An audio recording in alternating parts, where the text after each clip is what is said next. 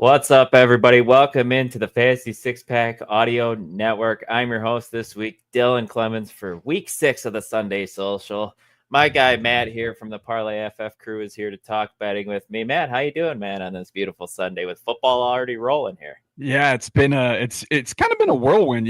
It's crazy that we've gotten football Sunday mornings every week for the past 3 weeks. So it's great to just it's great to just wake up and boom, football's ready to rock and roll.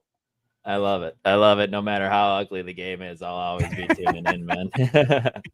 But yeah, we got a jam-packed show for you guys today. We got Matt kicking us off with his betting card this week. Then we have Joe Bond, founder of Fantasy Six Pack and multiple-time top 5 ranker in the ECR consensus rankings competition. He'll be here to talk his rankings and what we're doing with the Chargers backfield, guys. What are we doing with the Cardinals pass catchers with Kyler Murray being ruled out now? Stuff like that. Joe and I will touch on that. And then Keith Flemming and Ike Bonni will join me a little later on for the start-sit portion. So everyone, pile up your questions in the comments, and we will get to them as soon as we hit the start-sit portion of the show. Jamie, good morning to you as well, my friend. Good to see you popping in here. But Matt, what do we say we just jump into your betting card, man? What do you got for your first bet of the week?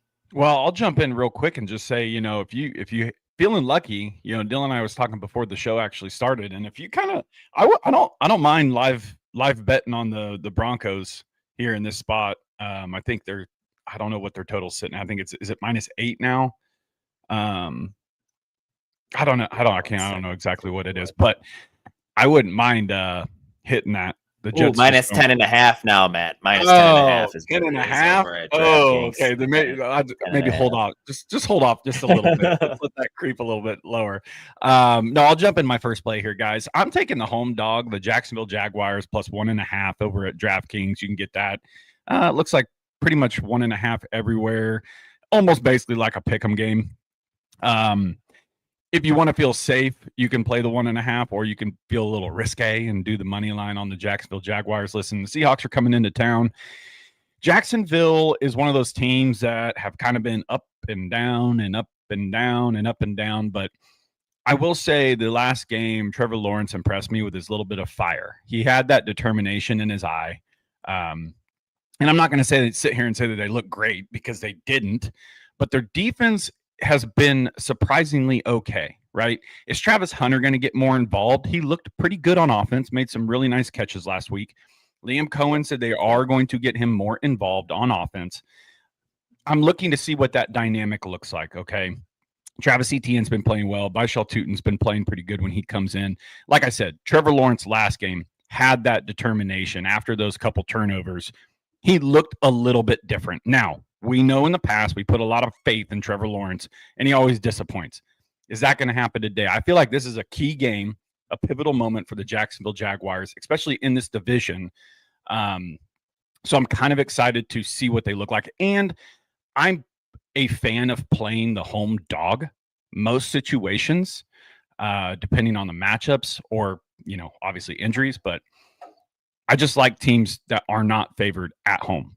So, yeah, I like that game. Yeah, and I like that call, Matt. Seattle's a good team, don't get me wrong, but their defense and their defensive-minded head coach, man, they're dealing with a ton of injuries on that defensive side. I don't know who's going to be totally in or out but by the end of that last game they were playing, their defense was banged up. No Devin Witherspoon. I think they were missing like 3. No Julian Love either, so they were missing 3 or 4 defensive backs. So, and yeah, with Jacksonville getting 1.5 at home, man, after beating the Chiefs on Monday night, Matt, that is really surprising. And like I said, I know Seattle's good, but that line's juicy. It is. I really like it. I mean, last week, Baker Mayfield, was it the prettiest game? No, it was not. And I actually was on the Seahawks, but Baker Mayfield carved them up. Yeah. And Ibuka, baby. Holy moly. Yeah, he's the real deal. Yeah, no doubt. Anyone who drafted them on their fantasy teams this year, Matt, has just been absolutely thrilled. Pretty much every single week. Yeah, it's wild. Dylan, so my second one here, with Quentin Johnston basically being ruled out, of the Chargers game. I'm still on the Chargers. I'm still on the Chargers minus 4.5. I know that I kind of contradicted what I just said. The Dolphins are the home team and they are the home They dogs. stink though, Matt. But the That's the Dolphins are absolutely terrible. And yeah. the Chargers are in a situation right now, even with, I know, the banged up offensive line, they have got to get a W here. And the Chargers, I don't care sorry, Dolphins fans. The Chargers are the better team. They are the better team. There's no ifs or ands or buts about it, right? Yep. The Dolphins just are not very good, right? Especially on defense. Justin Herbert needs this game, and I know that he's probably going to have to scramble a little bit today with the offensive line. Potentially no Quentin Johnson. I don't know if he's officially been ruled out, but I know he's pretty much their same question. Yep. Yeah. The Chargers, they need their offense to get going. They really absolutely need the offense to get going. This running back dynamic, like you and Joe are going to talk about later on, what's it going to look like? Yep. But I look to see Ladd and Keenan pop in this game. Like I said, the Dolphins are just not very good. So I'm going to take the Chargers at minus. You can get it at 3.5 over on FanDuel, which I really like that. DraftKings is at 4.5. Sure. Bet365 is at 3.5. I like it at 3.5 rather than 4.5. So if you can go get it at 3.5, I would be taking that number right now. Yeah, man, I have no problem going against the Dolphins any week. And with the Chargers favored by just 4.5, I would think, I mean, I know the offensive line is banged up, but I would take the Chargers all the way up to a touchdown here. I don't see them having an issue on the road against Miami, hanging a touchdown on them. So what do you got? You got any other ones, Ben? Yeah, I'll throw a couple out here for you. This is going to seem outlandish and a lot of people might scowl at me, but I actually do not mind the Bengals at plus 14.5 playing against the Packers. Joe Flacco's already played the Packers. He knows what that defensive scheme looks like. These are probably two of the best wide receivers he maybe has ever had. I mean, I know he's had some good teams that he has been a part of, but I mean, you got Joe Flacco throwing to Jamar Chase. I know he was sick. He was questionable going in, but I know he is in line to play. T. Higgins, Jamar Chase. I know Chase Brown. Does he start getting things going? I don't know if he will against the Packers, but Joe Flacco has he's got the experience against them already this year. 14.5 is a big number in the NFL. It's a gigantic number. And I know it can happen. But sneakily, I think I kind of like the number. I really kind of like it. I know people might call me crazy, but I think the Bengals, with his experience and the weapons he have around him, they could make this a close game. So I'm gonna be on the Packers in this, or the Bengals in this matchup. Sure, I like it, man. I don't know if I could personally bet it, but yeah, like you said, that number is huge, and we've seen the Packers offense at times sputter this season. So it's interesting. That Packers defense, I feel like, is pretty good. Joe Flacco, new system. It's an intriguing football game, man, to say the least here. But back to your point about Chase Brown, for his fantasy value, I feel with Joe Flacco coming in, Matt, that this might light a spark in him for fantasy, because Joe was checking the ball down a ton for the Browns earlier in this season. And with Chase Brown playing at least 75% of the snaps each week, I could see him, seeing 5, 6, 7 targets in a game, even with the outside weapons there, because of how Joe plays and his age and all that. Can't really move out of the pocket and stuff. So that's what I'm looking forward to seeing now with Joe Flacco. Yeah, I'm looking forward to seeing the dynamic of this. And Dylan, before you ask me any questions or hop out of here, I'm going to throw it. I really like a lot of the games this week, and I'm not going to describe on them, but I'm going to throw you a couple that I do like. I like the Commanders at minus 4.5 at home against the Bears defense. I know Terry McLaurin's out this week, but Joe has talked me into it. I am kind of becoming a Commanders fan. I like Jaden Daniels. He's just, I don't just like him. I love him. So I like the Commanders at home at minus 4.5. I think that number's too low. So give me that number all day. I like the over 52.5 of the Chiefs Lions game. I think that could be potentially a very high scoring game. So I like that number. I also like, let me scroll back up here to the other game. You you can't ever go wrong with the under of a Steelers matchup, and they are playing the Browns. Yep. That's just kind of historic. It's always been under. It is a low number, but again, it's 37.5. I could see this being a 10 to 17 game. So no doubt. I like the under that matchup as well. That's a good point. I like that one a lot, man. The under, I wasn't even paying attention. You can actually get the under right now. I'm looking at it on DraftKings at plus 100. So you get plus money for that at under 37.5. So, and history only tells us it's leans on the side of the under. I can tell you that. Love it, man. And that Browns defense is legit. So it's good. Yeah, they have a good D. But one game I want to throw to you, Matt. I only bet on 2 this week, and one's going on right now. So I want to get your thoughts on this Dallas Cowboys team traveling to Carolina to take on the Panthers. They're favored by 3. I think I moved the line a little bit and got them at minus 2.5 for Dallas. I was comfortable with them covering a field goal on the road here. So what are your thoughts? Give me your thoughts on this game here. This is I don't hate the play, right? I think Dallas's offense is better than Carolina's defense. They're going to be throwing the ball like crazy. I do, however, see that this could be a very spicy game for Carolina's offense. I do believe Jalen Coker is back this week. Sounds like he is going to be playing. I think that helps Tetairoa McMillan out. So I think the Panthers could really move the ball this week, and I think they could put up points. Do I think Dallas will win? I do think Dallas will come out on top, so I don't mind the Dallas play. But this is a sneaky game that what some experts could call a trap game, because I know that America is probably, I mean, that's why the line is what it is. So I know that the majority of votes are probably going to be on Dallas. But the number hasn't crept up high enough for me to be scared away from Dallas. So I don't mind the play right now. Oh, Coker was ruled out. Is letting us Coker was ruled out. Okay. Okay. So that makes, thank you. That makes the play for Dallas even spicier. So yeah, I like that. Perfect. And then you kind of alluded to it a little bit. This matchup for Tetairoa McMillan is fantastic. It hurts him now a little bit without Coker being there. He's yet to catch a touchdown this year. He's a big dude. He is a red zone target. Matt, you can get an anytime touchdown at plus 150 right now. Hit it. For McMillan. And I want to say Dallas leads the league. Hold on, I'm going to pull it up right here. Leads the league. Yes, they've allowed 10 receiving touchdowns to wide receivers this year. I do like Tetairoa scoring this week. Yep. I like that. I do like an anytime touchdown. Yeah, I like the anytime touchdown call out for Tetairoa McMillan. Plus, it helps me on my fantasy teams, but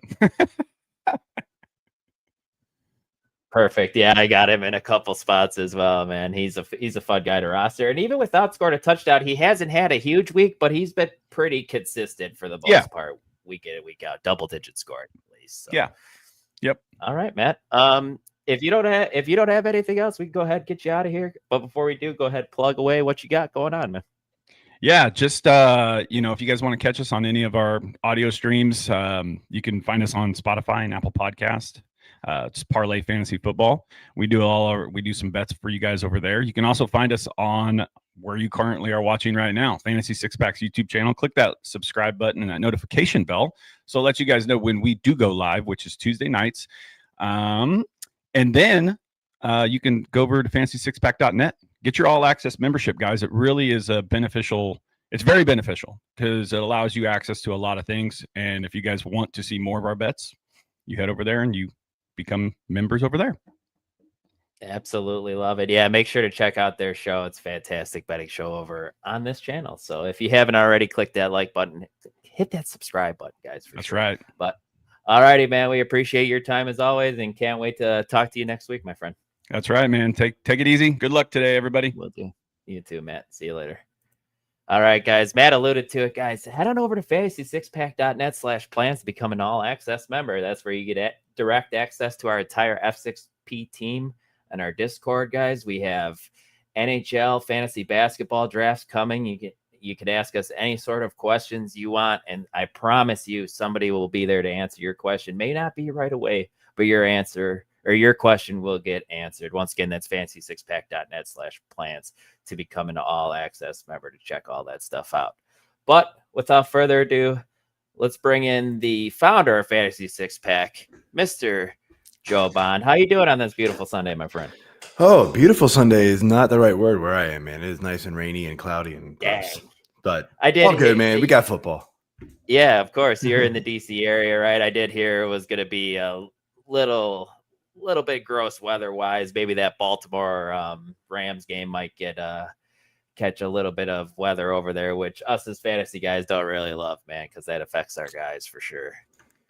But Joe, let's dive into some of your ranking stuff here and some of the big storylines heading into this week. And the number one thing for me, I feel like, is what do we do with this backfield in LA with the Chargers, with Omarion Hampton going on IR for 4 weeks? That pretty much leaves us with two guys, right? We got Hassan Haskins, who played with Harbaugh in Michigan, and then we have Kamani Vidal. Which running back do you have ranked higher, and who do you think is going to get most of the work here in this Chargers backfield? Yeah, so I've been on the Haskins train since the beginning. I do think he's going to be the guy, and it came out this morning that he's going to be the lead back, whatever that means, right? I do think Vidal is going to get plenty involved. But if you saw last week, like Haskins got the work like immediately after the injury, and then Vidal kind of spelled in like later as the game was sort of done. And so I think that's kind of a telling sign. Plus, when they're coming out and saying that Haskins is going to be the lead back, I think that's the way to go. I do think at best they're kind of both flex plays. But I feel safer using Haskins than Vidal. That makes sense. I feel like Haskins he's a bigger back. He's going to be more of the goal line back, going to score the touchdowns when they get in close. So I also think it's pretty telling that there's reports that the Chargers have been going out looking for like a trade to get a veteran guy to come in, and sounds like they don't really trust either one of them, to be honest. And it makes a lot of sense, man. And I know it hasn't been the case this year, but the Chargers normally like to cram it down teams' throats, and it's going to be hard to do if you can't trust your running backs here. Then, Joe, let's stay in a backfield, and let's go ahead and touch on this Cardinals backfield. We saw what happened last week with Michael Carter seeing most of the touches. The biggest storyline was Amari DiMercato breaking a big run and then dropping the ball right before he gets to the goal line, ends up getting chewed out by his coach, Jonathan Gannon. The rest is history. Gannon got fined $100,000 for what happened. We could go into that a different time here, but yeah, Joe, what is your take on this backfield and this new look offense with Jacoby Myers under center, or Jacoby Brissett under center for the Cardinals? So this even got a new little twist. I don't know if you saw in the private chat. This happened while you and Matt were talking.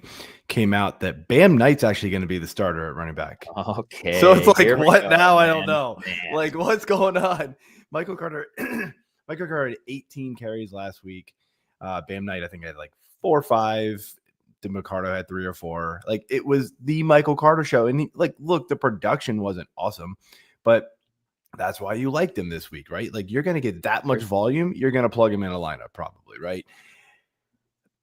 Now, I don't know. I'm going to have to go. Like, I was sitting here in the background waiting to come on this, so I haven't adjusted the ranking since that news came out. I don't know what to expect here. This is a complete crapshoot at this point with the running back situation.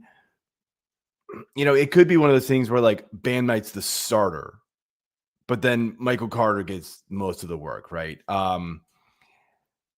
Yeah, I don't know. Maybe it becomes more of a 50-50 split between those guys. You could also, I know that the coaches probably don't really want to go to DiMercato again after the nonsense he pulled last week, but they also said they're not going to punish him. We'll see. And then you could argue like the Cardinals could get down pretty bad in this game, and then they probably do need to lean a little bit more on DiMercato as the passing down back. Although, to be real, like we talked about it last week too, Michael Carter has played that role before. Like that's been his thing. Bam Knight, not so much, but Michael Carter has been a passing down back, for this offense, actually in the past. So I don't know. It's one I kind of still want to stay away from if I can, especially now that Michael Carter isn't going to be the starter, so that volume that you sort of were going to lean on is out the window. As far as the passing situation, I know you asked me about that too. I don't think McBride and Harrison really take that much of a hit. Brissett is a capable quarterback. We've seen him around the league for a while. Yes. He has some really good games under his belt, honestly. You know, he's more of a gunslinger. He'll take some chances to where that might actually benefit Harrison and McBride, to where Murray is so careful and he likes to scramble and run around, and like it just feels like sometimes he hesitates. And it's like, dude, just throw the damn ball. Like, what are you doing? Yeah. You know, it's not going to change the play calling very much, I don't think. But I don't think it really hurts them too much. I did drop Harrison a little bit, but only a couple spots.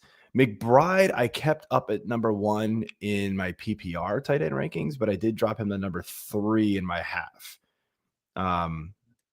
Okay. But he's still up there. Like, you're still starting him.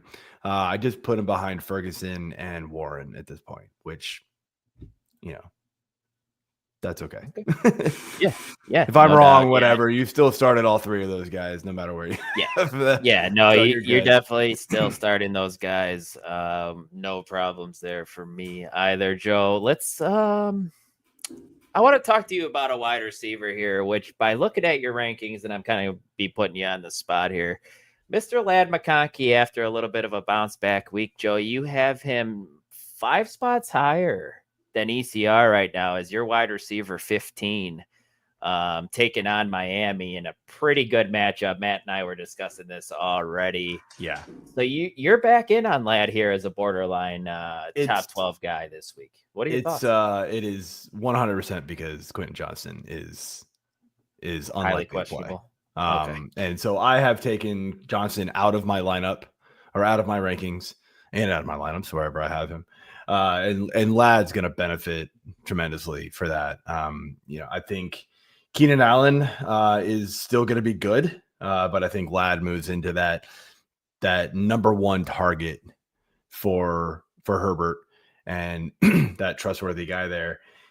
So yeah, I think it's going to be the Ladd show today, and you know, especially with, you know, not their full running game available to them, I think they're going to lean on the pass a little more today. And so yeah, Ladd is way up there. If for some reason Johnston is active, I would drop Ladd probably back down into the low wide receiver 2s.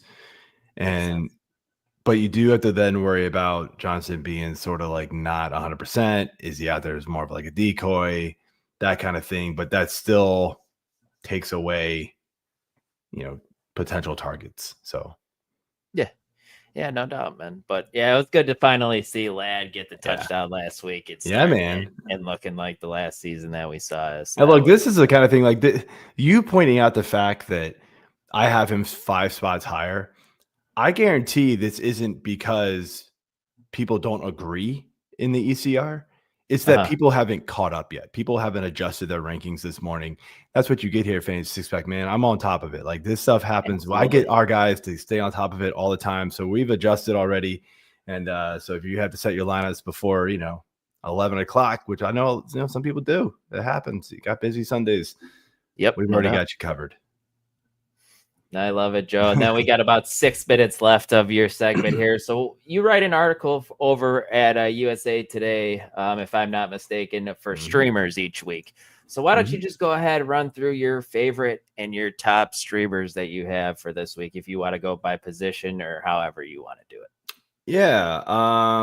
Trying to pull up my rankings here, or oh geez, stupid ad popped in front of my face and I just clicked on it on the USA Today thing. Oh no. I was trying to click on my article. Yeah, so quarterback, I went with Bryce Young. Bryce Young's my top streamer this week. I've got him ranked pretty high. Dallas is atrocious. You guys talked about it already. You and Matt did. Yep. And, you know, that is a prime matchup. I was banking a little bit more on Coker and Sanders being active today, and that was going to be a big boost to him, but I still think he can get it done. Xavier Legette sort of showed a little bit last week, but not great. If you can't go there, if you don't feel comfortable going there, I think Mac Jones is viable too. Like, he's been a QB1 2 out of the 3 starts he's had this season. Tampa Bay is allowing a lot of yards and a lot of points to quarterbacks. I mean, they just allowed 341 yards and 4 touchdowns to Sam Darnold, which was, hey, by the way, my streamer last week. So there you go. Love it. There you go. Hassan Haskins is my running back streamer. He was, at the point of writing this, he was still under 50% rostered in Yahoo leagues, which is just baffling. Like, as bad as people are hurt right now at the running back position all over the place. So I guarantee he is somebody people should be rostering more often. And he gets the Dolphins, man. Like, Rico Dowdell just torched them. Like, come on. Yes. Even if he gets half of that, you had a good outing. Come on. So that's an easy one there. I'm going right back to San Fran here with the receiver, and it's Kendrick Bourne. Even if Jennings is healthy, I think Kendrick Bourne's going to get enough there. No, we're not getting 10 for 142 again. But this is, again, a pretty good matchup. My other streamer was Troy Franklin, who is playing right now, and I'm not actually sure how he's doing completely, but I do know he already had a couple catches when I had to turn it off and come down here. So hopefully that's working out for you. And then my tight end, it was a little risky because he's playing right now, so I'll just go the other way. But Mason Taylor was my tight end streamer. How he is under 50% rostered is crazy, man. Like, dude, listen to this. 25 targets, 18 receptions in the last 3 weeks. Only 2 players have more targets than him. Only 2 tight ends have more targets than him over the last 3 weeks, and 1 has more receptions. It's Jake Ferguson and Trey McBride. Wow, man! Come on, man! Like, roster this guy. Some of you are still playing Evan Ingram. Stop it. Go get Mason Taylor. Enough. Enough already. I think it has to be a lot to do with, like, nobody wants to attach themselves. Yeah, nobody wants to attach themselves to a pass catcher or Justin Fields, even though he's made Garrett Wilson a solid player this year. And Mason Taylor, you already said the targets. It's not always pretty with Justin Fields, but a lot of it has to do with garbage time even too. But that's okay for fantasy football, Joe. Keith, you're in the private chat. Target share of 26 and 27% the last 2 weeks. Only 2 tight ends in football have 20% plus target shares. There you go. Like, what else do you need to hear?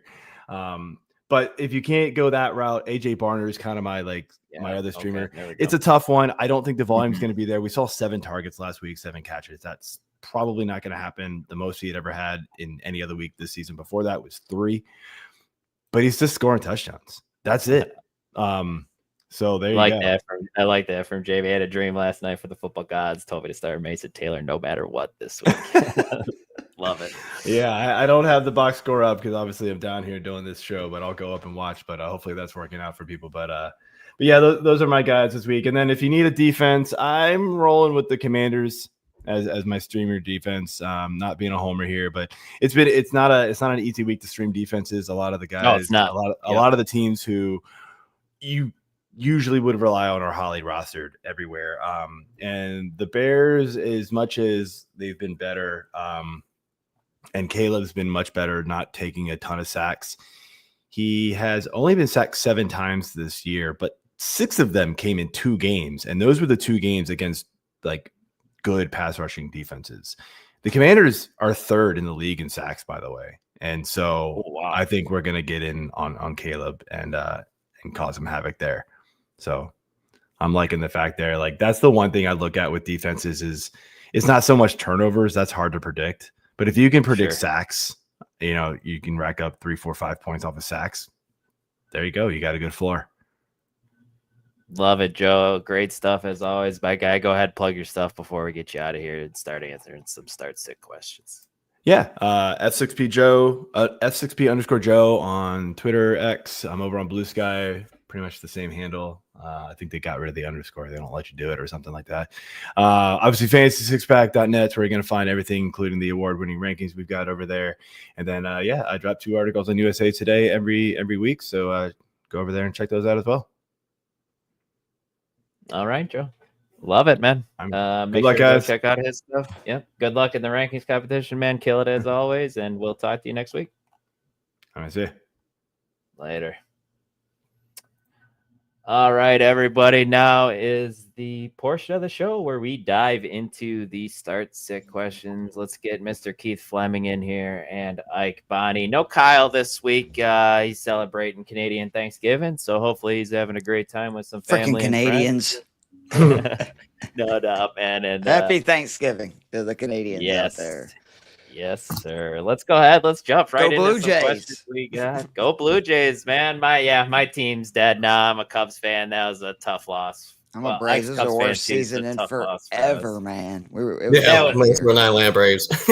Yeah, that Brave season was one of the weirdest we've seen in a long time, man. So many injuries, dude. Yeah, I was gonna say they struggled to stay healthy and stuff, and yeah, that was something. But all right, guys, let's dive into it here. First question we got from BD here, and it's great to see him in the chat like always.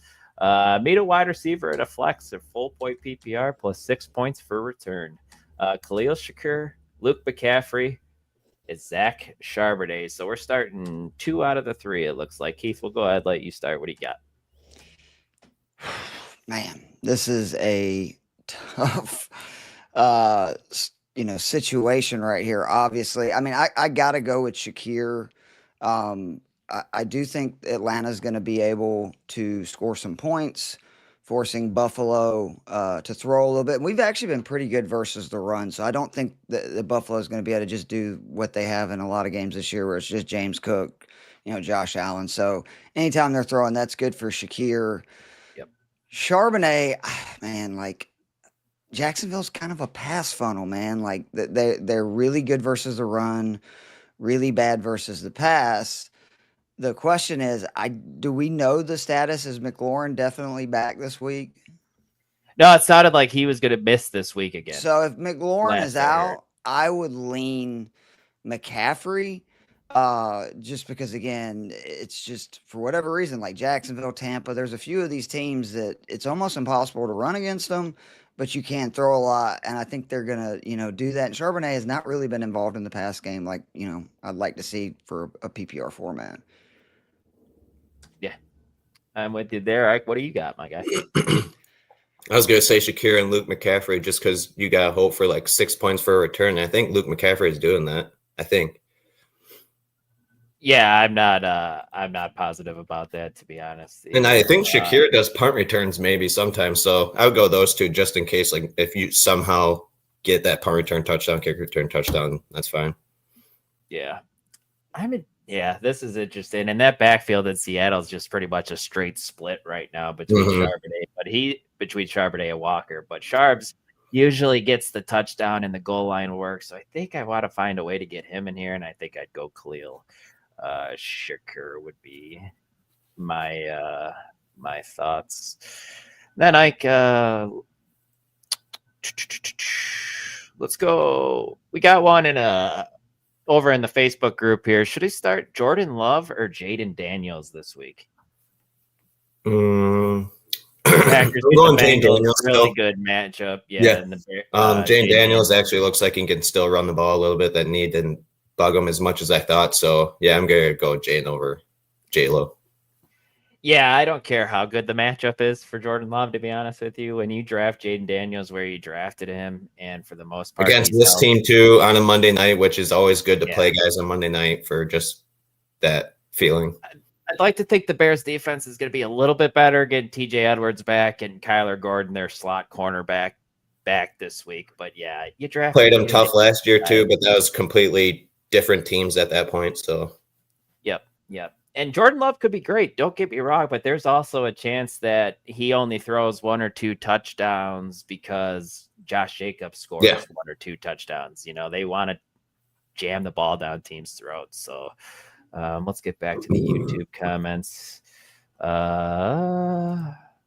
We need to pick one between Matthew Stafford or Indiana Jones. Ike, where you going? Stafford against Baltimore in some weird weather, it sounds like, over there. Where you can go Daniel Jones against Arizona. Stafford's thrown a ton, like just a ton with 300 plus yards, but in that type of league where it's only 4 passing touchdowns, 6 for rushing, you still got to go Daniel Jones and hope that he can rush the ball in there. In our league, though, and in the home league, I think it's Stafford over Jones, but that doesn't matter. Yeah, with the weird score that we have going on. But I think, I would lean Daniel Jones here. Keith, what do you think? Would you go Matthew Stafford? He's been good, but I'm super worried about the weather today. Yeah, I'm fading the Rams in general, outside of Kyron Williams. Not only the weather, like that does concern me, but even before that, the fact that the Ravens have been so bad without Lamar and they're so bad on defense. McVay and like the guys from the Shanahan, disciples, they do not put quarterbacks at risk in games that they control. And I know that the Rams understand they have to have Matthew Stafford to be a legit Super Bowl contender, which I think they are. So if the Ravens can't score points, I just see the Rams with a heavy dose of Kyron and even Blake Corum. Now, that doesn't mean that like Puka and, Stafford end up throwing 4 touchdowns. I just don't see this being one of those games where he's throwing it at the rate that he has been when you factor in the weather and, again, just how bad the Ravens are right now. Yeah, and that offense isn't scoring. They look so bad last week. Can Lamar win the MVP for just being out and seeing? He's got a case for it right now. It's such a weird pairing too, with usually we've seen the Ravens have a backup that was similar to Lamar, like Tyler Huntley was back. And then you go to Cooper Rush this year, where you kind of have to change your whole scheme, which I would assume they would hope they can rely on Derrick Henry, which I mean, he's not doing anything much right now either. Look like they may be like something I've been saying for forever that, no running back. Time is undefeated. And those guys like proved me wrong last year. They're all-time greats. But everything I said last year, I doubled down on it this year. That just especially with all that workload he got last year. Exactly. Like it just eventually it catches up. And I worry that that's the case with both of them because, yes, I know the lines haven't been good. The offense hadn't been as good. But just like metrics in general, they're not having the breakaway runs. They're not avoiding as many tackles. Like it's looking like they're a step slower, and that happens. Yeah, no doubt.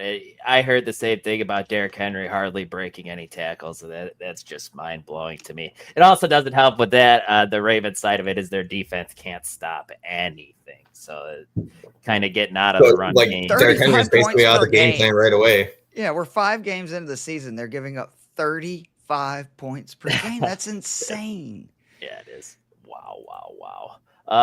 Leading kind of right into it here from our talk here with the Ravens and Derrick Henry. So 12-team, half-point PPR, pick 2. Derrick Henry, Charbonnet, or Trey Tucker up against the powerhouse and need a home run play. I'm tempted to bench Charbs or Henry for Tucker, who's playing the Titans. Ike, what would you do here? I mean, Tucker's getting some work, but I still think I gotta go with Derrick Henry here just because. Yeah, hope for maybe a touchdown. The other two, I know Sharp probably isn't going to play as much, so you don't really want to go there. And Tucker, it's a home run hitter, which he kind of needs. So he gets 2 though. So which one would you say? Oh, okay. So Derrick Henry and Tucker. Yeah, I'll do that. That's where I would lean. Keith, would you lean that way, or would you try to get Charbonnet in there? No, I mean, I actually like Tucker and Henry just in general over those two if I was starting to. But the fact that you said you need a home run. Trey Tucker could be the guy that gives you a home run today. The Titans defense, not great. I actually expect Genty to have a big game, and Geno's going to have some opportunities if Genty's running it well to play action, and we know he likes to take shots. And right now, Trey Tucker is their big play guy. Like Bowers, again, is out. And we saw, what was it, like week 2 or 3, Tucker had a monster game. Mm-hmm. I think he had like 60-something yards last week just on 6 targets and 3 or 4 receptions. So Tucker is definitely the guy that could give you that home run play. And, we never know, though, right? Like Derrick Henry could say, oh, Keith Flemming's here talking smack, saying I'm washed to go out and have 250 yards without, Lamar Jackson. So I'm still going to start him over Charbonnet. Love it. That's where I would lean as well, fellas. We got one here. Jake Tonjes or Darren Waller, guys. This is where we're at already in week 6 of the NFL season. I think this one's They've been easy. good though the last couple of They weeks, have. man. Yeah, Keith, we texted back and forth a little bit about Darren Waller last week, I think, after Insane, the way man. his game started. Gone Yeah, from really. I think you just retired gotta ride to the just Waller train. balling.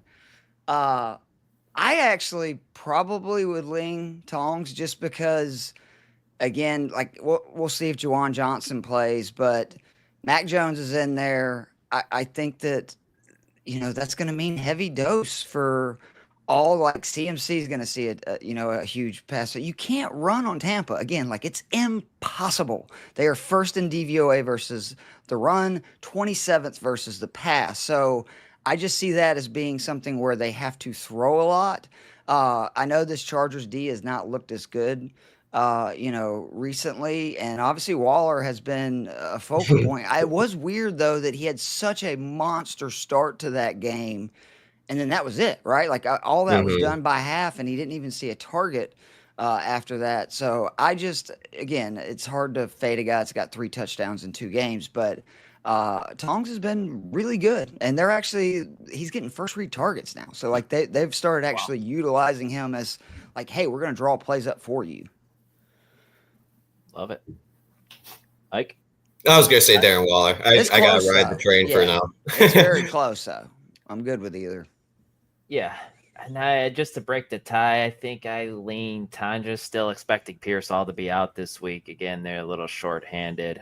So that would be my slight. Yeah, if Jennings is out, for sure. Like, I mean, I wouldn't even, hesitate because that's going to mean huge workloads for Bourne, CMC, Tongs.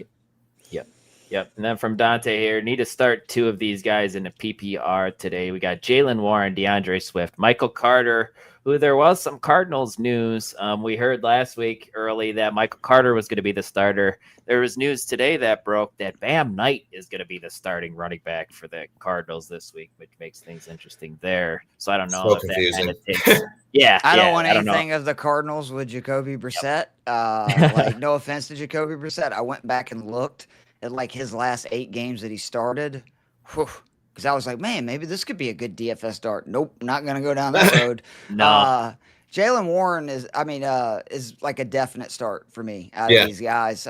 Cleveland has one of the best pass rushes in the NFL. They got 3+ sacks in 4 or 5 games, and Rodgers is taking heat. Like, I think they're going to have a hard time moving the ball. The fact that it's PPR, if this was a standard league, I would be like, no, you do not want Jalen Warren because the Browns have such a good run defense. But I think he's going to have to catch passes for them to move the ball on just a really impressive Cleveland pass rush.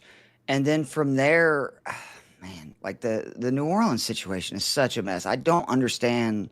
Like, Kamara is just not being targeted still in the passing game. Like, it is like he's losing snap share to Kendra Miller in the goal line too. So like, what is going on there? So I think I lean Shakir. Yep. Because again, DeAndre Swift, like Washington's another team that they're very good versus the run, really bad versus the pass. So I would probably go Shakir and Warren here. Kamara is interesting though, because I think New England's going to score points. That's an indoor game. We know that it's not going to have to deal with all this weather that the whole East Coast has. But that's why I know it's his ankle fine. Oh, that's right. I forgot about that. You're right. He missed a practice earlier this week. So yeah, it's Warren and Shakir for me too. Until you see something more from Kamara, I guess. Maybe they try. Rumor is they're not going to trade Kamara, which makes people think they could trade Miller potentially. Oh yeah, which would be weird. Weird move, but sure. I don't know why Kamara would not want to go to the Chargers or the Chiefs or somewhere where he has a chance to win. Like, I don't get it, but apparently they have I don't know, basically made a bond. Like when he got that contract, he's beloved down there, I guess, or something. Yeah.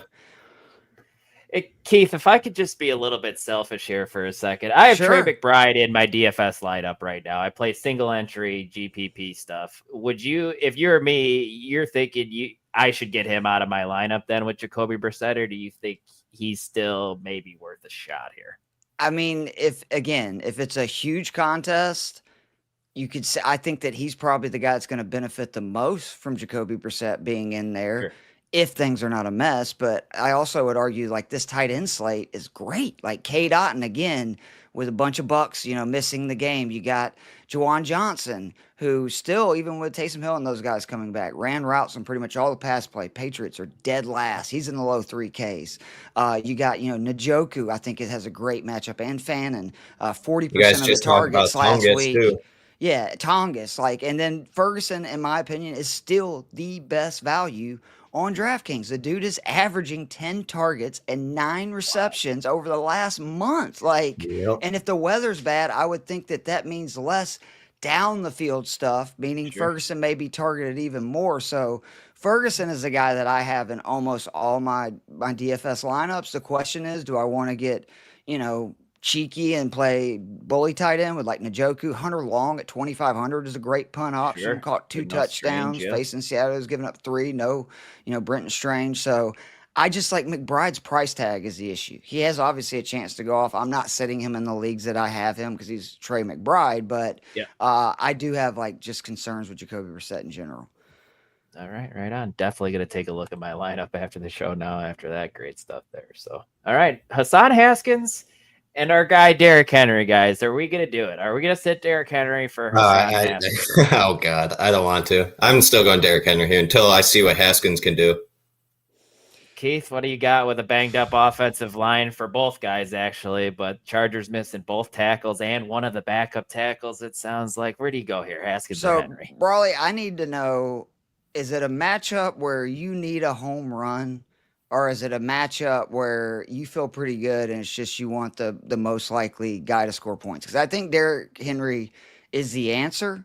But if it's a really bad matchup for you and you need kind of a minor miracle, Miami is so bad versus run, people. So bad. 170 rushing yards per game. They're now allowing almost 6 yards per carry. 6 yards per carry. Christ. And Rico Dowdle, again, great job by him last week. But in his first game, he had the most total yards of any running back in a single game this season, the most tackles avoided of any running back in a game this season, the most rushes of 15-plus yards of any running back this season, and the most yards after contact. And that is not a Rico Dowdle stat. That is a Miami Dolphins stat. So I just saying that, Vidal and Haskins, it's gross. It's very up in the air. Who knows? They could get 0 points. But I do think they're going to be able to run on Miami because everybody has been able to run on Miami. No doubt. Yeah, that's a great point there, man. So we'll see. I can't believe that's even a question that's being asked right now. We see some wild stuff. It's such a weird year, man. Yeah, Hassan Haskins or Derrick Henry. Wow. Just wow. BD's in a rough spot here, and with buys already starting RJ Harvey, which he's been getting a little bit. Well, I'm not sure what he's doing this game, but he was going to get worked in a little bit more. But need one running back, full point PPR as well. Bashal Tootin, got his name. There you go.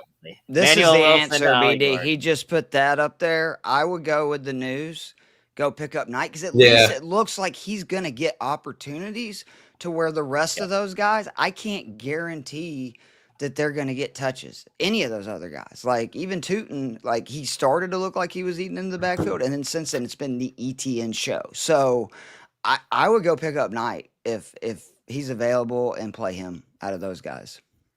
RJ Harvey doesn't even have a carry right now. Really? That's what's going on? This is one of the ugliest games I've ever seen. I watched about the first quarter and a half of it. Oh, my God. It's so bad. And Aaron Glenn is playing not to lose. It's crazy. He's not even letting Fields throw the ball. They're just basically okay, we're going to try to kick field goals, which they have. It's 10-9 now with 10:25. The Jets have all of 69 total yards in the third quarter. Oh, man. I'm going to need the Broncos here to take care of business, though, because I have them at -6.5. So I need them to take care of business so, Mason Taylor and the guys that I have in this Jets offense don't put up a donut, right? We saw this last week with Fields where they all had nothing, and then they got down, and, he scored a gazillion points in the fourth quarter. Thank God for my DK lineups. Yep.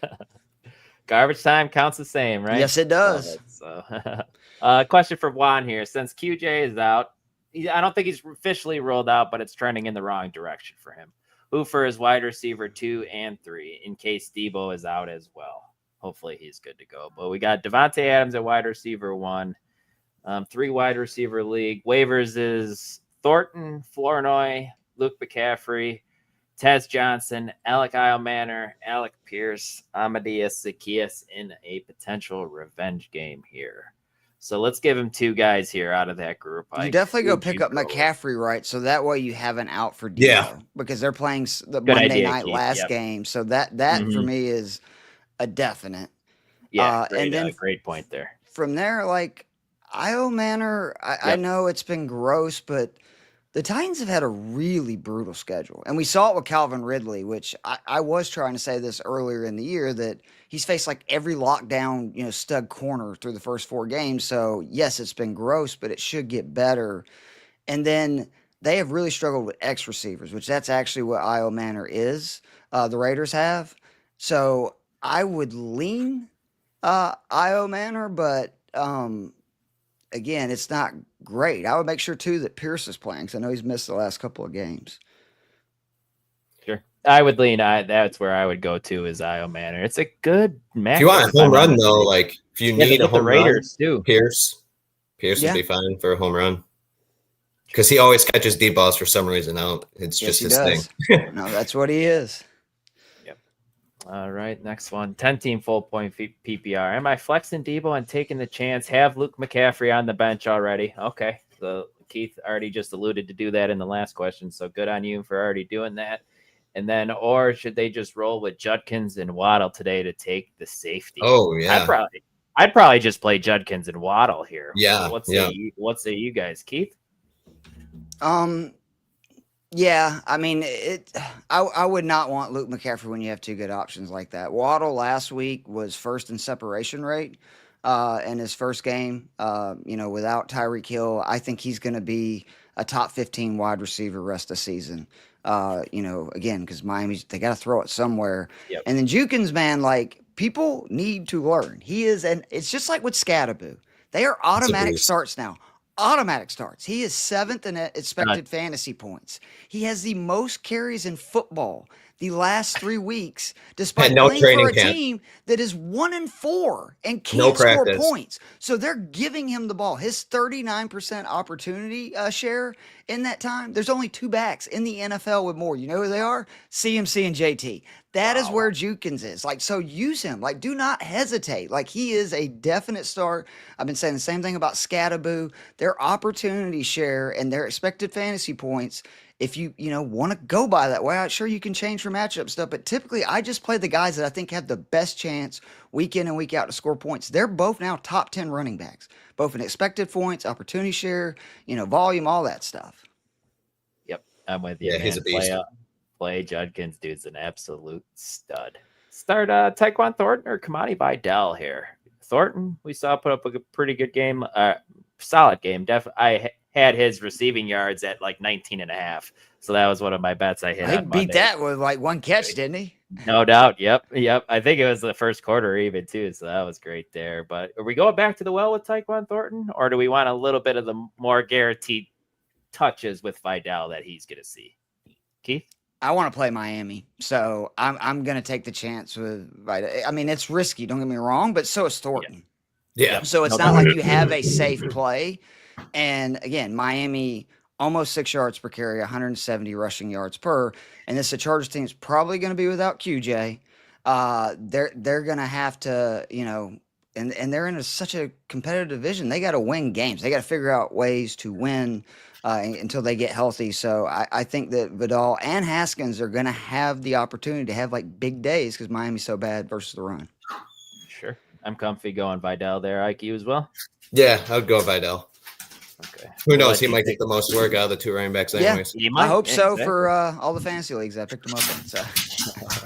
Love it there. Full point PPR. Wide receiver 2, Ike, we'll let you take it away here. Let's do wide receiver 2 first, and then we'll get into the second part. Keenan Allen or Michael Pittman? I'm going to go Keenan Allen with QJ up. Yeah, I like that. Keith, that's where you'd lean as well?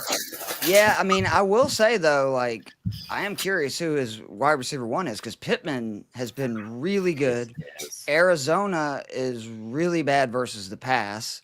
I actually expect Daniel Jones to have a pretty big day today, and we have learned that I think just Michael Pittman was injured last year because he looks like the guy he did 2 years ago, and is putting up really good points. I think he scored like 15 points or more each of the last 2 weeks. So I love both of those guys, but I do agree. Like I have to have Keenan Allen in a game where both tackles are out, no QJ. You got to get rid of the ball quickly. Keenan's going to get targeted a lot. So is Ladd. Yep. So we're locking Keenan in, and then it's the same team here. So we got to pick two for the flex. JCM in a good matchup against the Bears, David Montgomery, Travis Etienne, and then this is where we would slide in Pittman. But he is playing Tyler Warren and Jonathan Taylor. So do we want to play 3 Colts here? Or would we maybe go JCM and Monty here? Like you're shaking your head no. Where would you go? I don't really want to play 3 Colts, but I mean those are the 3 ones you do really want to play, other than Daniel Jones. But I kind of want to get ETN in your lineup, so that's why I'd lean there.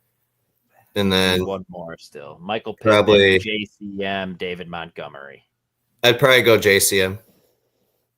Yeah, JCM, I owe an apology. I put, we do the stats you need to know each week. Me and Casey, 2 weeks ago, I talked about what a mess the Commanders' backfield was, and you don't want to be starting JCM because he was last in rushing yards since Eckler went down. If I would have done my due diligence, which is what I consider, what I do well, I would have realized, hey, those are games without Daniels that they were trailing, and all the carries for Rodriguez was when the game was out of hand. They were either up a bunch versus Vegas or down considerably to Atlanta.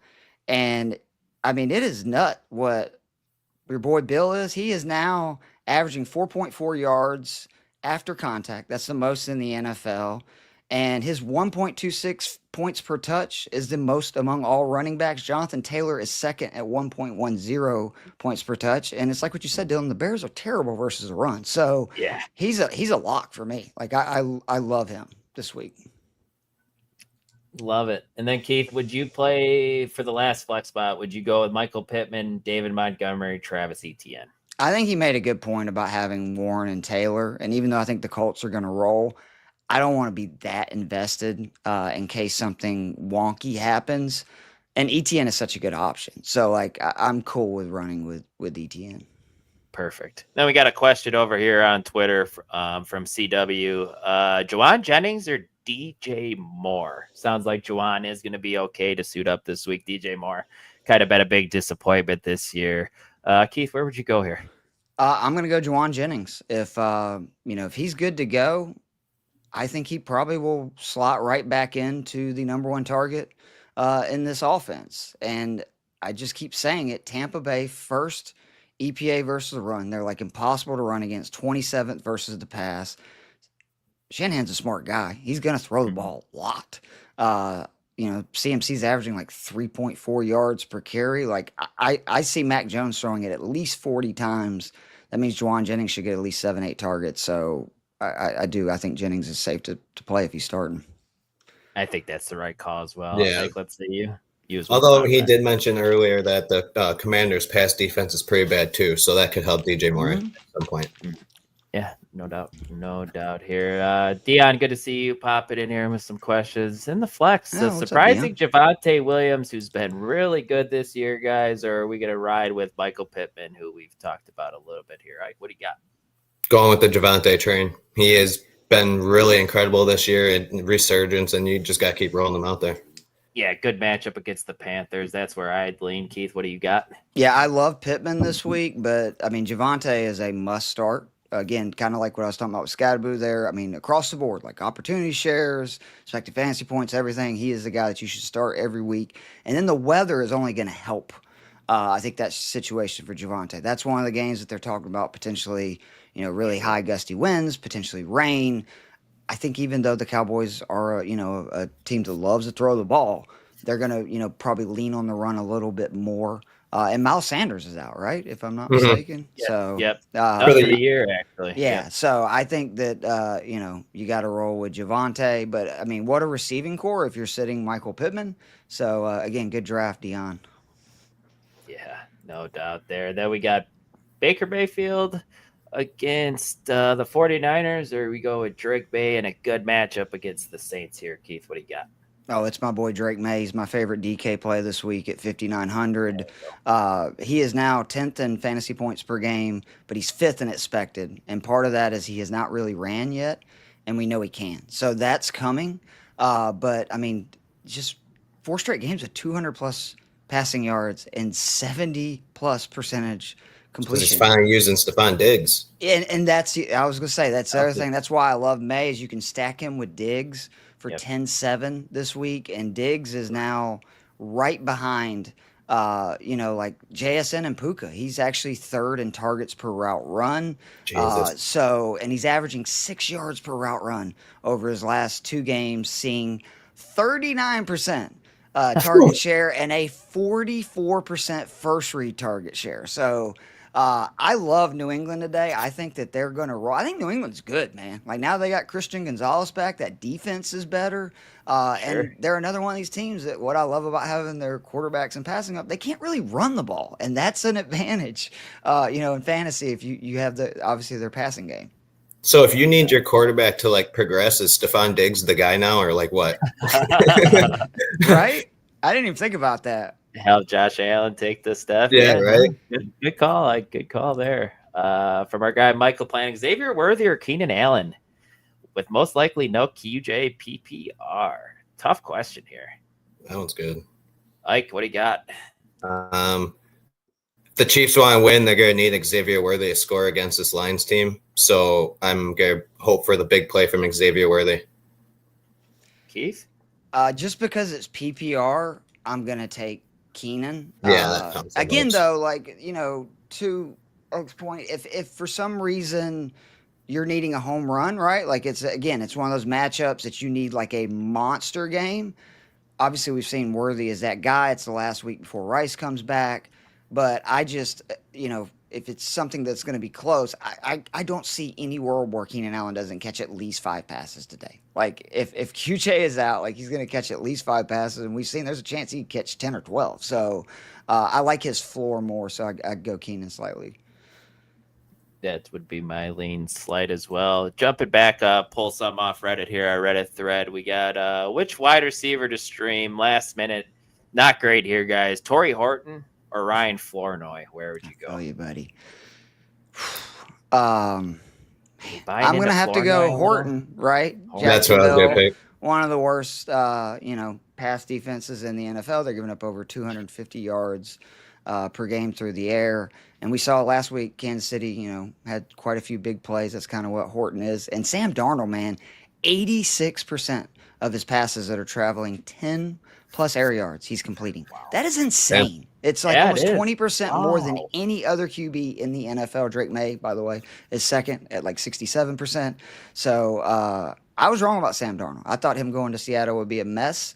It's been the opposite, and JSN is one of the best receivers in football, right? Who obviously they're going to try to take away. I think that might mean Horton, could score a touchdown there. And Jacksonville should score points too, with Seattle being so banged up. Yeah, I'm cool with that. Ike, you're cool with that as well? Yeah. Oh, yeah.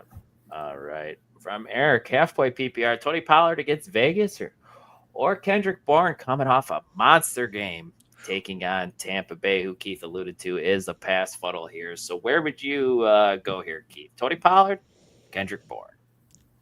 Because it's half PPR, and because Juwan Jennings is back, I would slightly lean Pollard.